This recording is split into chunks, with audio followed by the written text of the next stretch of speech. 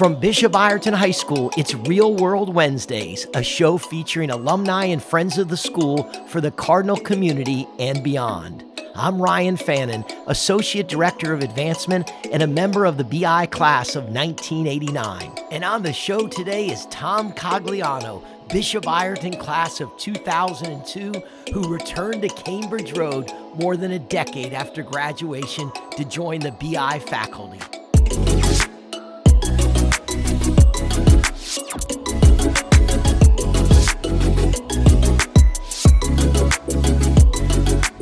It's not entirely uncommon for an alum of Bishop Ireton to return to the school later as a member of the faculty and staff. In fact, the two people producing this podcast, myself and Josh Goldman, are both alums. What's a little more rare is for an alum to return to BI and follow in the footsteps of one of their biggest mentors from when they were a student. And that's exactly the case with our guest today, Tom Cogliano, Bishop Ireton class of 2002. Tom was born and raised in the Alexandria area to parents who strongly valued their Catholic faith and a strong education. Tom and his sister attended Holy Spirit Catholic School for their elementary and middle school years. When it was time for high school, Tom initially thought he might attend Thomas Jefferson High School for Science and Technology.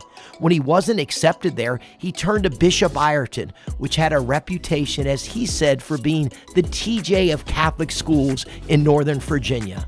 Tom immediately found a home on Cambridge Road and was an excellent student. He began at Bishop Ireton in 1998 and was taught by Bishop Ireton legends including Mr. Mike Rauer, Mr. Ron Umbeck, Brother Rick Wilson, Kathy Mellinson, and more. While at BI, Tom was an avid baseball player and had dreams of following in the footsteps of his grandfather, a Major League Baseball player in the late 1940s and early 1950s. Tom graduated from Bishop Ireton in 2002 and attended Mary Washington University. There, he double majored in history and math. Following graduation from college, he began his postgraduate studies at George Mason University, where he earned his master's with a concentration in Civil War history. He began as an adjunct professor at Northern Virginia Community College in 2009 and was granted a full-time position as a history teacher in 2015. Due to a series of unfortunate events at the community college, Tom's contract wasn't renewed.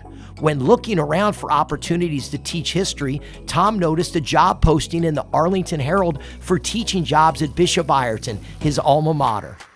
Though there were no history or social studies positions available at BI at the time, the administration was impressed with his resume and offered him a math teaching position. He accepted and began as a faculty member at BI in 2016. It was at that point that Tom had the chance to nearly directly follow in the footsteps of one of his biggest influences, Mr. Ron Umbeck. In the nearly 10 years he has taught at Bishop Ireton, he has become a beloved teacher both in and out of the classroom. And to understand what makes him such a strong figure in the eyes of BI students, you have to go back to the beginning, when the stellar example from his parents guided his life from a young age. My parents blessed me with Roman Catholicism from a very young age, so they made sure that me and my sister went to church every Sunday. They enrolled us in Catholic school through elementary, middle, and high school. I always describe my teenage years with 3 words.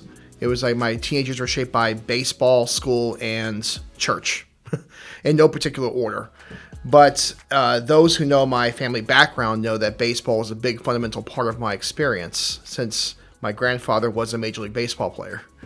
And so when I grew up as a young kid, my first dream and my first ambition was to follow his footsteps to the big leagues. That's awesome. And if you could tell us a little bit about where you went to elementary school and middle school, and how did your early schooling prepare you for Bishop Ireton? Myself and my sister, we were both enrolled at Holy Spirit Catholic School in Annandale, Virginia.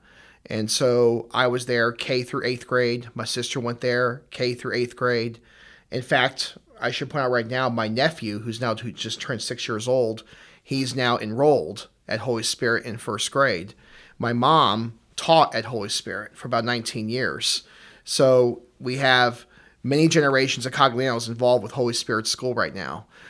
Myself and my sister went there. My mom taught there, and now my nephew is enrolled there. That's wonderful. And how did you first come to learn about Bishop Ireton, and how did you ultimately make the decision to come to Cambridge Road for high school? At the time when I was looking at Catholic high schools, there were three in the diocese, which was PVI, O'Connell, and Ireton. John Paul the Great didn't exist then.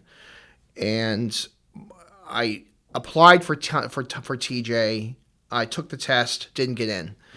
But I remember during the high school visits, a lot of people were comparing Ireton as the TJ of the Catholic high schools. And so when I first came here for my first visit, I was very much impressed with the tour of the school, the layout of the building, the oblates whom I had a chance to meet during the tour. Father Metzger, I believe, was still the oblate principal back then. I was very much impressed with Ireton when I came here to visit. And so this is my top choice. And here we are, 1998, and now you're a freshman at Bishop Ireton. Yes. What were your first impressions of the school when you started as a student? And tell us about who you met on your first few days at Ireton that you remember. Well, one thing's for sure, I was impressed with the auditorium. And the auditorium had just been built. We were the first freshman class to enjoy the newly built Whaley Auditorium. We also were the first freshman class to enjoy the newly built K-Wing, the Keating Wing of the school. So I had no memories or no recollections of the trailers that the school had previously in the mid-90s. So my first impression was these new additions to the school are great. And most of my classes, my freshman year, were in the K-Wing, second and third floor. So I remember meeting Mr. Rauer for a freshman history class in 1998. And he struck me right from the very beginning as a charismatic history teacher who was going to make history fun for me for the whole year. I remember Mr. Umbeck, who I had for Algebra 2 Trig my freshman year. So I remember my teachers really well. Next, if you would, tell us about the number of different activities you were involved in while at Bishop Ireton. I know you talked about your involvement in baseball a little earlier, but yeah, let's focus on that athletics side of things first. Which are some things that maybe people wouldn't know about you on the athletic side? I tried out for the freshman basketball team in '98. I didn't make the team. I was, in fact, I would like to say I was probably the first one cut for my freshman basketball team. I played basketball my freshman year for the Springfield Youth Club, and then focused all my attentions on baseball for the spring. And I remember when I made the team, I made the JV squad. That was a great thrill. It was my first experience at playing high school sports, and it turned out it was the first in my family to ever play a high school sport, which were on my dad's side of the family at least. The only other person in my family that ever played high school baseball was my Major League Baseball playing grandfather. Tell me a little bit about what he played and about his MLB career. On my mother's side of the family, Albert Rube Walker, he was born and raised in Lenoir, North Carolina. He had graduated from Lenoir Central High School, where he had built a career. Well, he built himself into a legend there in high school baseball, to the point where the stadium in Lenoir, North Carolina is actually named for him and his brother. But he was signed by the Chicago Cubs in 1946, I believe it was. And he played in their farm system for a couple years before his Major League debut season, which was 1948. He was a catcher for the Cubs for about 3 years, and then he was involved in a 7-player trade between the Cubs and the Brooklyn Dodgers. So he came on board in 1951 as a backup catcher, because the Dodgers already had a Hall of Fame catcher, Roy Campanella, and he played as a backup catcher for the Dodgers throughout the 50s. And so he's involved in 2 very famous moments in baseball history. In the 1951 season, those who know baseball history, the Giants and the Dodgers were tied for the pennant. There was a 3-game playoff series to decide the pennant that year. Campanella got hurt in Game 1 of that series, so my grandfather played the rest of the series. He's behind home plate in Game 3 when Bobby Thompson hits the famous shot heard around the world. Unbelievable. So anytime you see a photograph of the Bobby Thompson home run, that's my grandfather behind home plate. The second thing is the Norman Rockwell painting, the dugout. It was a 1948 painting. That's what it shows, like the Cub players in the dugout with the crowd jeering them. My grandfather's in the painting. So he's one of the original. He actually had, my family had an original signed copy of Norman Rockwell's The Dugout, because he was one of the original players in that particular portrait. So your history with baseball and the incredible story you just told, it's interesting when I heard a little insight recently that you actually have an Ireton undefeated story to tell. And Yes. I'd love for you to share it with us. Tell us a little bit about that, and then a little bit about your full experience baseball here that went from JV to varsity and Sure. some of those memories. I made varsity my junior year, and I was a pitcher for two years on the varsity squad, both as a relief pitcher and as a starting pitcher. When I completed my senior year, my pitching coach actually is the one that told me that my combined record as a starter with the varsity team was 7-0. I was an undefeated record as a starter and as a reliever. And I was pitching against some pretty quality schools at the time, because the senior farewell game in 2002, I was pitching against Gonzaga, and they were ranked in the top 10 in the Metropolitan poll by the Washington Post. This is back when the Washington Post had a full high school sports page, and so they had a beat writer that would cover local baseball. And it was a big upset. We defeated Gonzaga at Frank Mann Field, the last home game of the season, while Gonzaga was ranked number 5 in the area. And I was the starting pitcher that pitched a complete game, and we won that game. Oh, that's a great story. And in addition to baseball, you were also a member of the National Honor Society and on the BI mock trial team. Yes. What were those experiences like for you, Tom? Well, the mock trial team was fun. My first ambition coming out of high school into college was potentially go into law. And the mock trial team played a big role with that. And I should point out that the moderator for that club was Brother Rick Wilson. And Brother Rick was very sharp, and he helped us with our oratory skills, how we presented ourselves in front of the judge, how we present ourselves to the jury, how to direct communication very effectively. And I'll tell you this: there's a fun fact about our mock trial team. So it was the fall of 2001.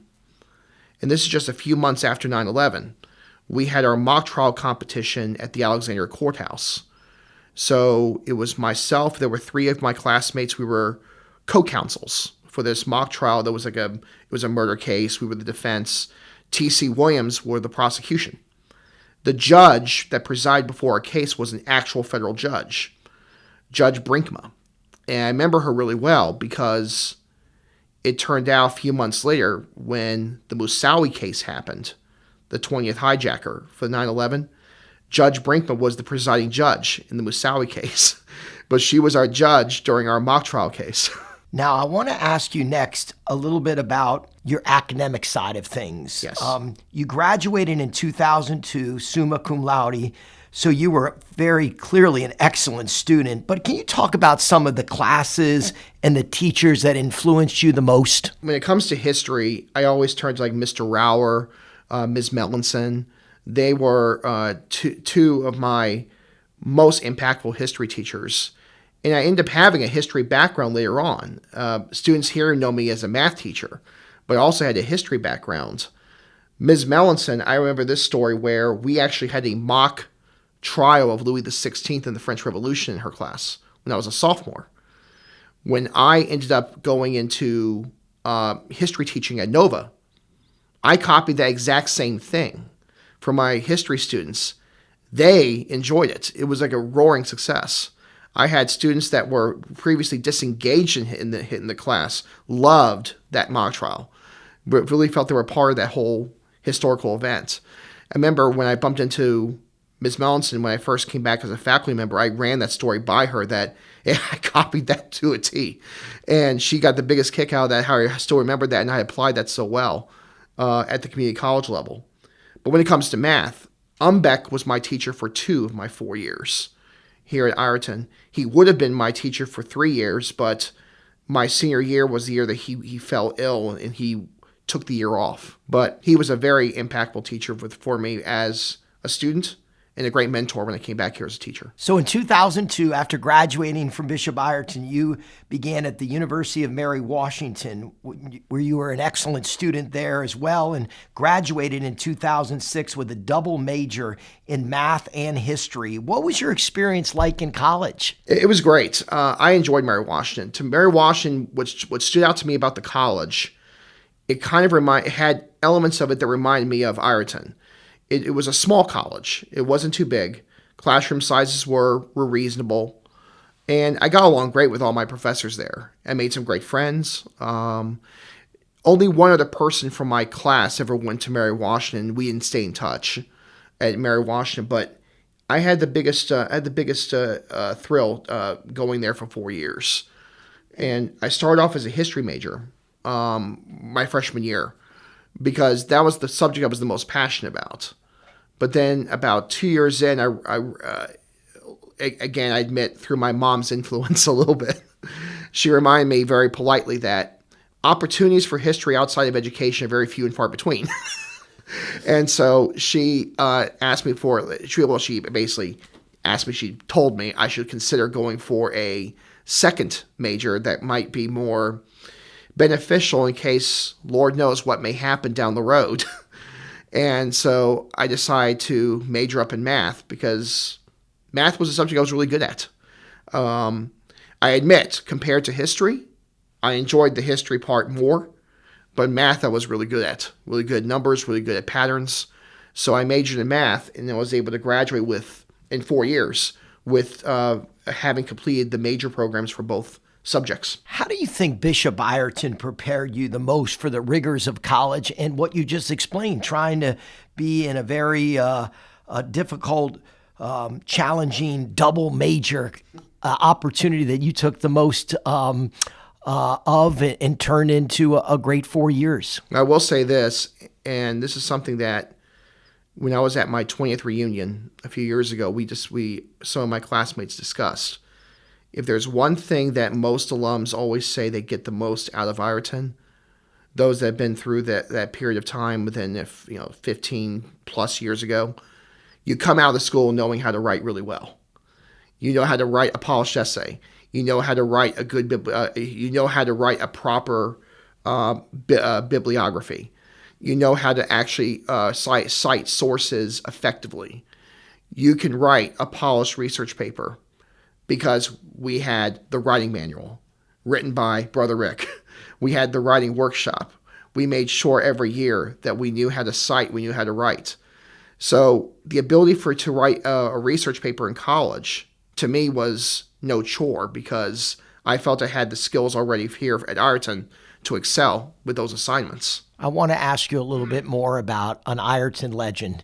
You talked about, obviously, Mr. Umbeck and so many others that are just have left an indelible mark on this school. But tell us about Brother Rick Wilson and what made him such a special human being from your perspective. He was gentle, and he believed that everyone had the capability of doing well. He did not give up on any single person. Never gave up on anyone, whether someone was struggling, whether they were struggling academically, whether they were having some problems discipline-wise. He always tried to lend a hand to assist them, to boost them, to make them better. He never gave up on anyone. So the number one virtue associated with Brother Rick Wilson was his gentleness. After you graduated from Mary Washington, you earned your master's at George Mason University in 2008. Tell us about that major and what you received it in.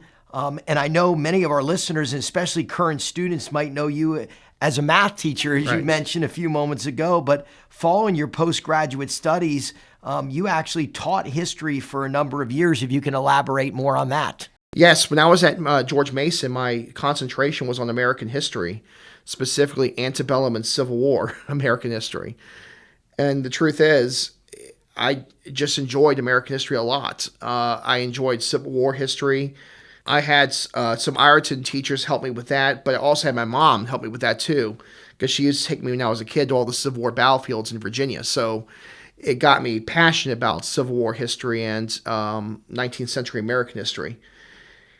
My first job when I graduated from college from Mary Washington was working as a historic interpreter at Mount Vernon, at the home of George Washington.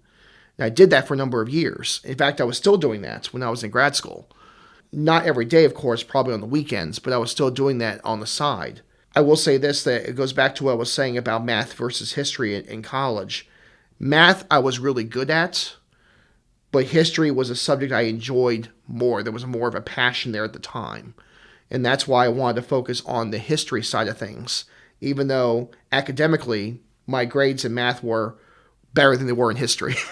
How was your experience and how many years did you teach at Northern Virginia Community College? I started teaching in 2009, and there's a funny story associated with that. I remember interviewing for an adjunct position because nobody was hiring full-timers at the time because of the Great Recession. But Nova started expanding their hiring for adjuncts because so many people were going back to school and giving up on work. And so I interviewed with a man who would become my mentor at Nova. His name was Bill Kinsella. He was a professor of European history.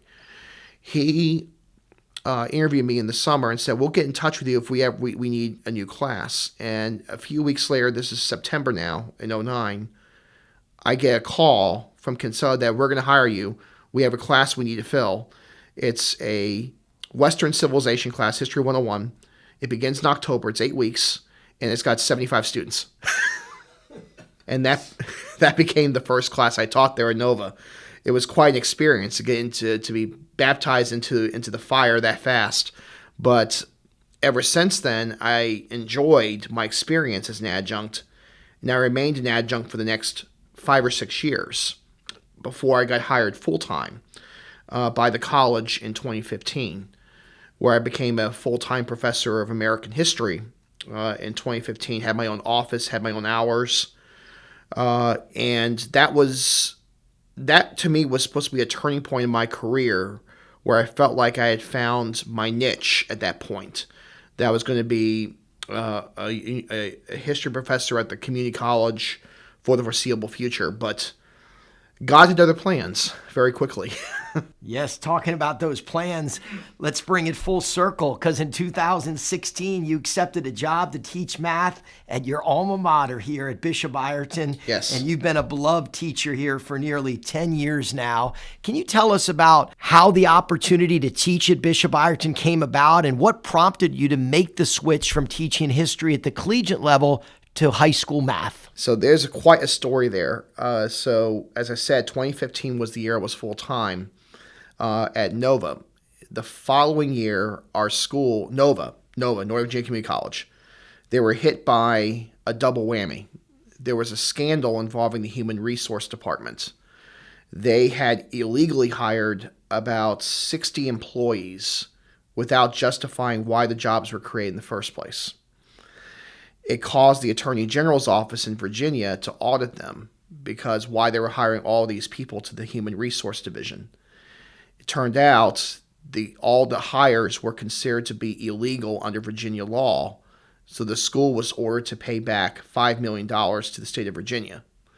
The story went unreported for a while, but the catastrophic consequence was the school put a hiring freeze out on the campus, and any full-time professor that was not tenured was going to be let go.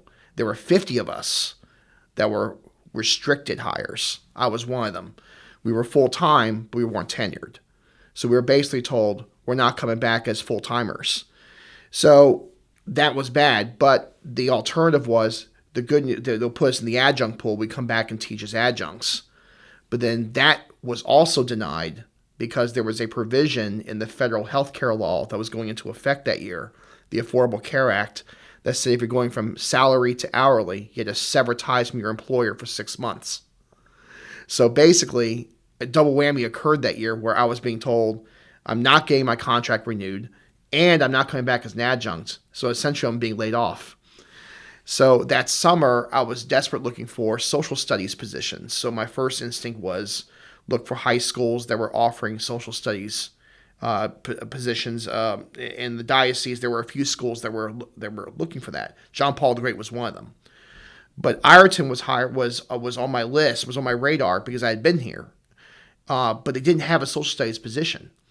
I put my resume in anyway because it was an advertisement in the Arlington Herald about jobs available, teaching jobs available at the school. I got a phone call from then Vice Principal Linnell Battle.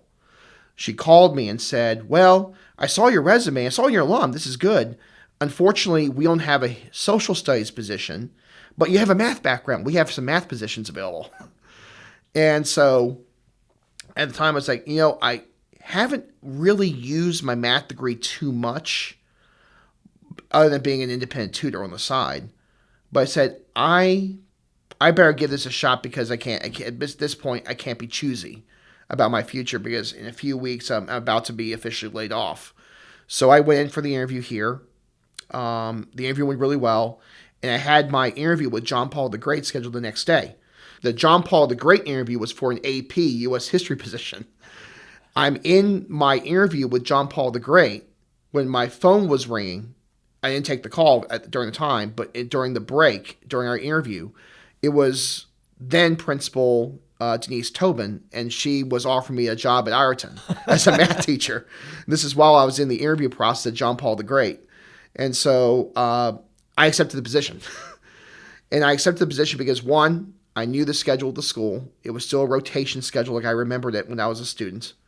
Two, I was shocked to realize how many of my former teachers were still there. Rauer, Melanson, Brother Rick. So I felt like, hey, I had a lot of potential mentors that can work with me. And three, again, I was an alum. Yeah. And so I felt I could fit in really nicely here because I have a bit of history to the school as well. And so that was the story of how I came here into the math department. That's a great story. Now, what has your experience been like here as a teacher, teaching new generations of students in classrooms and spaces you once occupied yourself, Tom? It was unique when I taught my first Ferguson. Because when I realized that this was the nephew of one of my classmates. And that's when I realized, like, yes, I'm getting older, but now I'm realizing for the first time that, this is my chance to make an impact. Oh, that's great. But to answer more succinctly, I had great mentors in the math department when I was first brought on board here, and not just Ron Umbeck. I mean, he was one of them. But I had some great colleagues that worked with me in the beginning because first couple years here as a teacher, I made a lot of mistakes. Not in terms of the content, but in terms of how to manage the schedule, how to manage assignments and tests with the rotation schedule. It's one thing to undergo it as a student, but it's a whole other thing when you're on the other side of the classroom. Now, one of the ways you are involved outside of the classroom is as the moderator and coach for the BI It's Academic team. And the team was coached for years and years by Mr. Ron Umbeck, and then you were named the coach when he passed away in 2020. For our listeners who might not know what it is, can you tell us what It's Academic is? Yes, so It's Academic was a high school trivia game show that started in the 1960s. Specifically, it started in 1961. So this year, that's why they're celebrating their 65th anniversary. Ireton was one of the original high schools in the DMV area that competed on the show from the 60s onward. Umbeck has been the only until he passed away. He was the only coach that Ireton had for It's Academic. And so the way the program works today, about there's 81 schools in the DMV area that compete on the show. Each contest involves 3 competitive schools. If you win your round, you advance to the next stage of the competition. Ron used to always tell a joke that Ireton always drew the short straw because in our competitions, we often drew against TJ or some Maryland magnet school. And so oftentimes, one appearance is all we had. And so victories were few and far between for Ireton. But in the summer of 2020, It's Academic wanted to keep going. And this was during the height of the pandemic. So the show announced they're going to be virtual through Zoom. Well, if you know anything about Ron Umbeck, he hated technology. He hated computers. He hated technology so much. He had no idea how that was going to look like. So he comes to me before he broke for the summer and said, Tom, can you help me with this? Help me with the Zoom stuff because I don't know how this is going to work. So I was brought on board as an assistant coach for the team. But then, long story short, he tragically passed away in July that summer. And I remember it was a week or two after his obituary was posted in the Alexandria Gazette that a producer from the show contacted me because they had my email and basically said, "Are you now the head coach?" And again, I hadn't gotten the official word yet.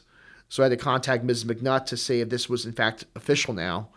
And so once I got that official notice, then I became the head coach. Now, the team competed on the It's Academic program in the fall of 2025 and won for the first time on the show since 2019. Yep. And the episode will air in early February of this year. Can you talk about what that experience was like for you and the students who competed? Take us through that day and the competition. And there had to be a real sense of Ron Umbeck looking down, smiling. One of the reasons why I look at that moment with such joy is not so much that the school that we won, but the three seniors that made up the team finally won. Because we've had the same three students that have been our competition team for the last 4 years. They were an all-freshman squad 4 years ago, the three current students we have on the team. And they were our competition team through their sophomore year, their junior year. And they always fell short, so for their sake, I was hoping that we just get over the top one time so they could experience being winners at the end of a show. And they practiced so hard this year. They did. They practiced so hard before and after school. We had 3 or 4 practices a week. In fact, the week of the competition, we were practicing before school, after school. We were practicing with the buzzers, how to buzz in fast, because that's always been our biggest weakness.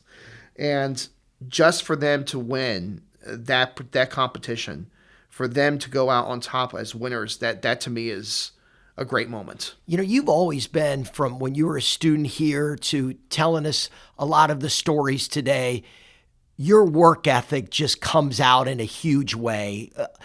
If you could tell a lot of the young folks out there that are listening, whether they're still in high school or in college, from your perspective, there's nothing that can replace commitment and hard work. And as you were just telling that story about how they just kept saying, we got to put in extra time. I'd love to hear this because so many times I think all of us in life sometimes say, well, maybe we can do it by doing this way, but you got to really just work hard and grind. And I'd love to get it from your perspective if you could, Tom. Oh, sure. Hard work and determination certainly will pay dividends.